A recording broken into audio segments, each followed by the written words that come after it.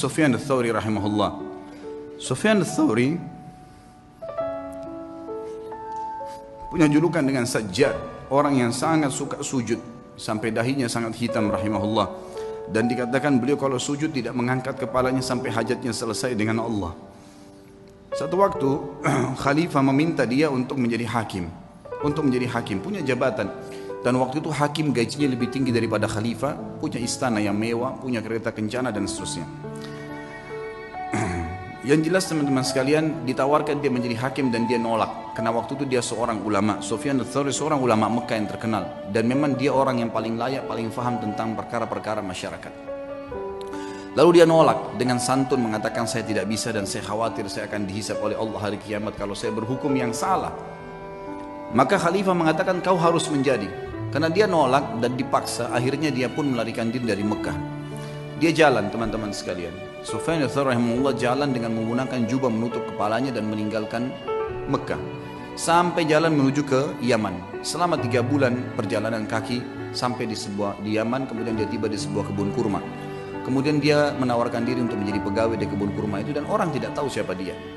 Kemudian berkatalah pekebun kurma tersebut, saya akan berikan gaji kamu seperti orang-orang yang bekerja sama saya. Dia bilang baiklah, saya terima. Yang penting saya ada tempat tinggal dan saya bisa ibadah. Berjalanlah 3 bulan dia menurunkan kurma dari pohon. Seorang alim ulama yang sangat dihormatin pada saat itu, sangat dihormatin. Kemudian dia pun rahimahullah setelah 3 bulan ditanya oleh pemilik kebun tersebut. Dia bilang, wahai Abdullah. Dulunya ditanya dia, siapa nama kamu? Dia bilang, saya Abdullah. Dia tidak dusta.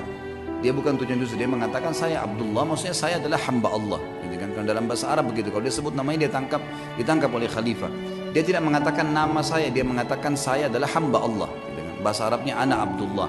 Rupanya pemilik kebun menangkap namanya Abdullah. Dipanggil, wahai Abdullah kesinilah. Datanglah Sufyan rahimahullah lalu ditanya, apa perbedaan antara kurma kami dengan kurma kalian?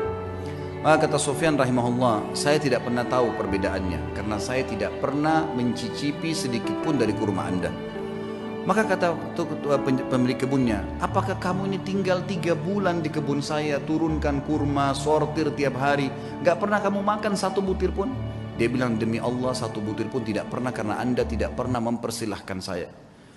Maka kata pemilik kebun, teman-teman sekalian, dia bilang, apakah kau mau mencontohi muru'anya, ya, kehormatan ibadahnya Sufyan al-Thawri?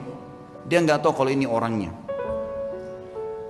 Maka yang terjadi teman-teman sekalian, dia pun diam si Sufyan al-Thawri. Lalu kemudian dia sudah tahu akan terjadi apa-apa, lalu dia membungkus barang-barangnya, dia tinggalkan kebun tersebut.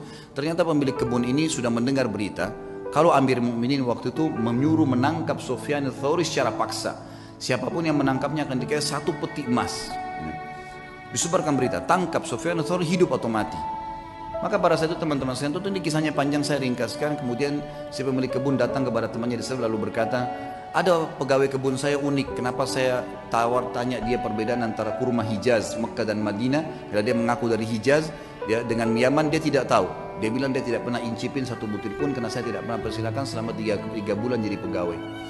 Maka temannya mengatakan, sebentar, ya, bagaimana cirinya pegawaimu itu? Disebutkan cirinya seperti ini. Kata dia, itulah Sufyan al-Thawri.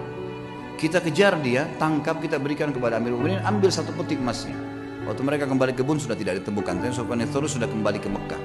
3 bulan kemudian, jadi ini sudah dari 6 bulan dari masa pengejaran, dia pun 3 bulan lagi kembali ke Mekah. Waktu dia kembali disambut oleh masyarakat Mekah, dia ulamanya gitu kan, muftinya Mekah pada saat itu, lalu disambut, mereka pun belajar.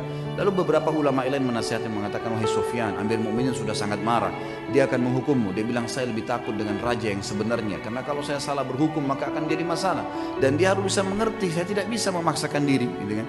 Harusnya dia bisa memaklumi dan masih banyak orang-orang yang bisa dijadikan sebagai pengganti saya. Lalu waktu Amir Mukminin waktu itu tidak disebutkan, saya tidak dapatkan namanya. Dikatakan mendengar Sufyan al-Thawri ada di Mekah, lalu dikejar sama dia. Dia bilang, saya akan membunuh sendiri Sufyan al-Thawri dengan tangan saya. Kata temannya yang meriwayatkan kisah ini, Sufyan al-Thawri itu mendengar berita tersebut pun, kemudian dia sujud sholat 2 rakaat di depan Ka'bah. Kemudian dia sujud, dan demi Allah saya tawaf 7 kali, dia belum mengangkat kepalanya dari sujud di sujud yang pertama. Jadi sujud tidak pernah angkat. Saya tahu pertama dia masuk sujud pertama, yang kedua, yang ketiga, sampai 7 kali tawaf. Ini kurang lebih memakan waktu mungkin setengah jam lebih ya. itu kalau cepat, kalau lambat mungkin bisa lama, lebih lama. 7 kali tawaf bisa sejam kalau lagi padat-padatnya.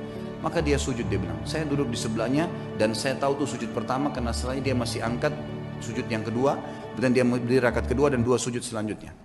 Yang jelas teman-teman sekalian, selesai sholat saya melihat dia, kata perawi kisah ini, mendatangi Ka'bah lalu memegang kain Ka'bah sambil mengatakan, aqsamtu bika rabbi, saya bersumpah atas namamu hai Tuhanku, jangan biarkan khalifah ini untuk masuk ke Mekah. Maka yang terjadi adalah dikatakan dalam kisah ini, Amir Mukminin pun waktu khalifah itu waktu mendekati pintu gerbang Mekah ya sempat berkemah dan meninggal sebelum masuk ke dalam Mekah. Tapi yang jelas kisah yang kita ambil dari Sufyan ats-Tsauri adalah bagaimana beliau rahimahullah takutnya kepada Allah mengalahkan takutnya kepada pemimpin manusia, dan dia meninggalkan jabatan yang tinggi karena takut dihisab hari kiamat.